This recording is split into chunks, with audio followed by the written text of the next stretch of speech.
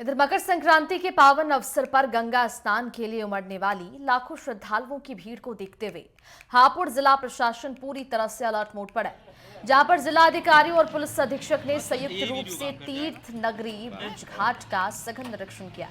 अधिकारियों ने motor boat के जरिए गंगा की लहरों के बीच जाकर बैरिकेडिंग और सुरक्षा घेरे का जायजा लिया। दिल्ली एनसीआर और पड़ोसी राज्यों से आने वाले श्रद्धालुओं की सुविधा के लिए डीएम ने डबल बैरिकेडिंग, पर्याप्त चेंजिंग रूम और पुख्ता साफ सफाई के कड़े दिशा निर्देश दिए।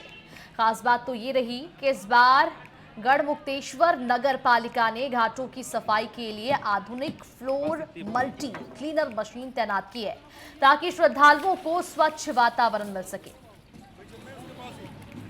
अरे इधर बुलाओ, इधर बुलाओ।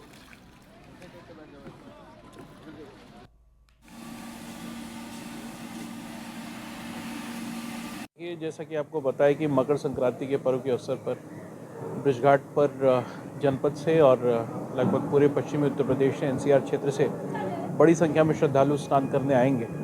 उनके स्नान के दृष्टिगत घाट पर समस्त प्रकार की तैयारियां पूरी हैं कि नहीं, सुरक्षा के दृष्टिगत बैरिकेडिंग की व्यवस्था, पर्याप्त संख्या में बोट्स की गोताखोर की व्यवस्था, प्रकाश व्यवस्था, सफाई व्यवस्था, इसके अलावा हमारा जो कंट्रोल रूम से मॉनिटरिंग है उसकी सारी तैयारियां हो गई हैं कि नहीं हो गई, पर्याप्त संख्या में यहाँ पे महिलाओं के लिए चेंजिंग रूम्स स्थापित किए गए हैं कि नहीं, उन्हीं तैयारियों को देखने के दृष्टिगत आज मैं और कप्तान साहब यहाँ पे ब्रजघाट पे एक दौरे पर आए थे।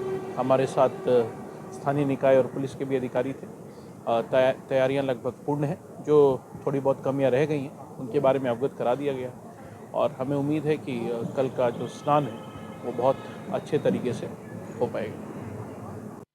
आज जहां देश भर में लोहड़ी का पर्व मनाया जा रहा है, तो वहीं कल 14 जनवरी को लेकर मकर संक्रांति पर्व की भी कहीं ना कहीं तैयारियां में जो प्रशासन है वह जुट चुका है। इस समय हम मौजूद हैं जनपद हापुड़ की तीर्थ नगरी ब्रजघाट पर, जहां अभी हापुड़ के जिला अधिकारी अभिषेक पांडे और एसपी कुंवर ज्ञानंजय सिंह पहुंचे थे और कल की तैयारियों को लेकर यहां पर जायजा लिया था। आपको बता दें कल 14 तारीख है और मकर संक्रांति का पर्व है, जिसको लेकर यहां पर दिल्ली एनसीआर सहित उत्तर प्रदेश के विभिन्न जनपदों से बड़ी संख्या में श्रद्धालु पहुंचते हैं और मां गंगा में आस्था की डुबकी लगाते हैं। आपको बताते चलें, हालांकि जिस तरह से कल की बात करते हैं 14 जनवरी की, तो कल तिलसटा एकादशी और मकर संक्रांति का जो पर्व है वो एक साथ है, तो कहीं ना कहीं दुर्लभ संयोग भी यहां पर बनते हुए नजर आ रहे हैं। मगर कहीं ना कहीं संशय यहां ये भी देखा जा रहा है कि 14 तारीख या 15 तारीख किस दिन को मकर संक्रांति मनाए। मकर संक्रांति जो 14 जनवरी को हुआ करती थी, जिसका अवकाश हुआ करता था, तो उत्तर प्रदेश सरकार द्वारा 14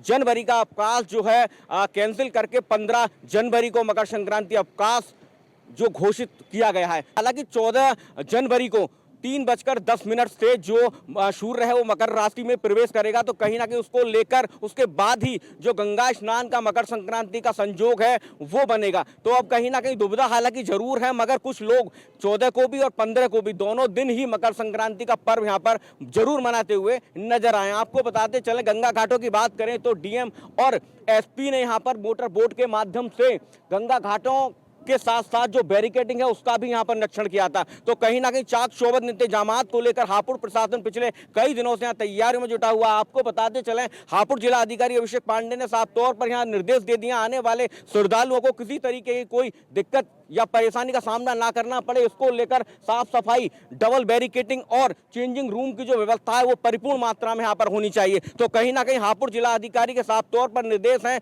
जिस तरह से कल मकर संक्रांति का पर्व और बड़ी संख्या में श्रद्धालु यहां मां गंगा में स्नान करते हुए भी नजर आएंगे। तो कहीं ना कहीं हालांकि जिस तरह से मकर संक्रांति के पर्व को 14 जनवरी को ही मनाया जाता, मगर इस बार कहीं ना कहीं जो है संशय जरूर लोगों में है कि 14 को मनाएं या 15 को मनाएं। अब देखने वाली बात होगी कि कितनी बड़ी संख्या में तीर्थ नगरी ब्रजघाट पर कल श्रद्धालु पहुंचेंगे या परसों या दोनों दिन ही मकर संक्रांति का जो पर्व है वो मनाया जाएगा। कैमरा पर्सन सोनू के साथ राजकुमार शर्मा, नेट 10 हापुड़।